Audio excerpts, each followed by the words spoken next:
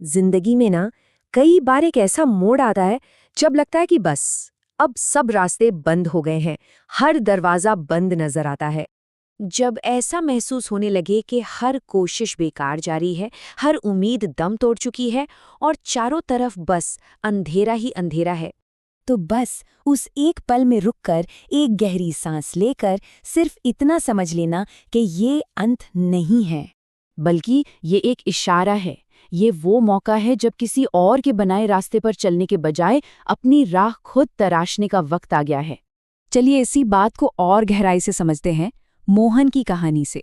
एक ऐसे नौजवान की कहानी जिसका रास्ता ऐसा लग रहा था कि शुरू होने से पहले ही खत्म हो गया। तो एक छोटा सा गांव था और वहां रहता था मोहन।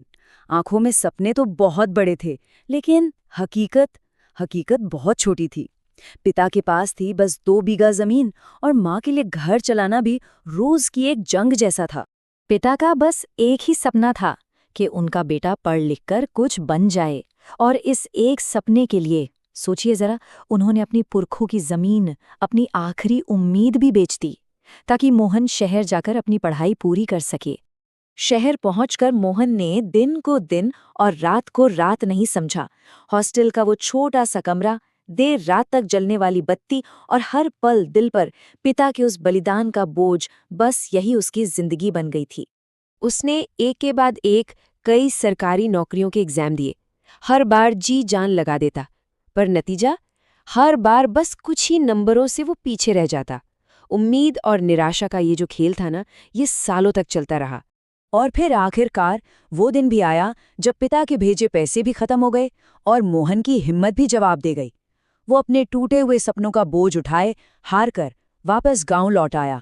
गांव में अब चारों तरफ से लोगों के ताने थे और मोहन अंदर ही अंदर घुट रहा था। इसी घोर निराशा के अंधेरे में एक दिन उसकी मुलाकात एक बाबा से हुई, जिनके कुछ शब्दों ने सब कुछ बदल कर रख दिया। बाबा ने मोहन को देखा और बस एक बात कही, रास्ता कोई देता नहीं बेटा, रास्ता खुद बनाना पड़ता है। ये सिर्फ एक वाक्य नहीं था, ये वो चाबी थी जिसने मोहन के दिमाग के सारे ताले खोल दिए, उसके सोचने का नजरिया ही बदल दिया। असल में वो कोई आम इंसान नहीं थे, वो एक सद्गुरु थे। मतलब एक ऐसा सच्चा गुरु जिसका काम ही हमें हमारी अपनी ताकत, हमारे अंदर के सच से मिलवाना होता है। बाबा के शब्दों ने एक चिंगारी तो जला दी थी, लेकिन असली लड़ाई तो अभी बाकी थी।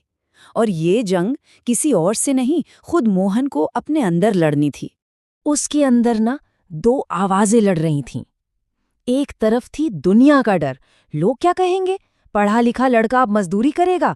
और दूसरी तरफ थी उसके दिल की आवाज, जो उसे उसके थके हुए माँ बाप और उनके बलिदान का कर्ज याद दिला रही थी।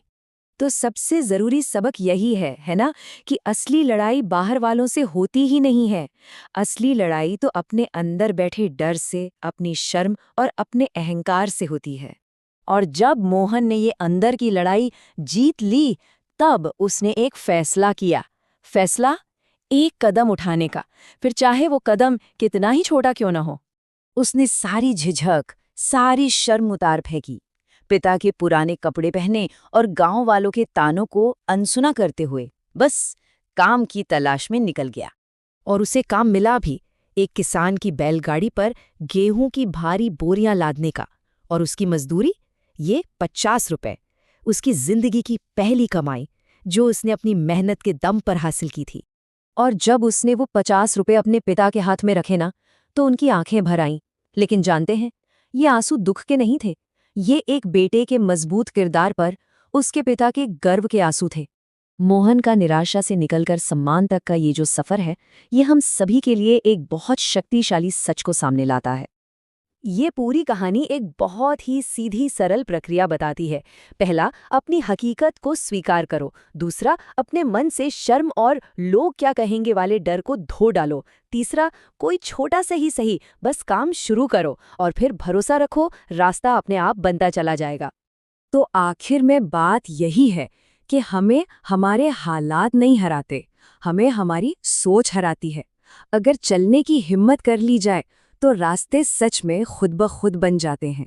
और ये कहानी हम सभी के लिए एक सवाल छोड़ जाती है कि हमारी जिंदगी में वो पहला छोटा लेकिन हिम्मत भरा कदम क्या है जिसे उठाकर कोई भी अपनी राह बनाना शुरू कर सकता है।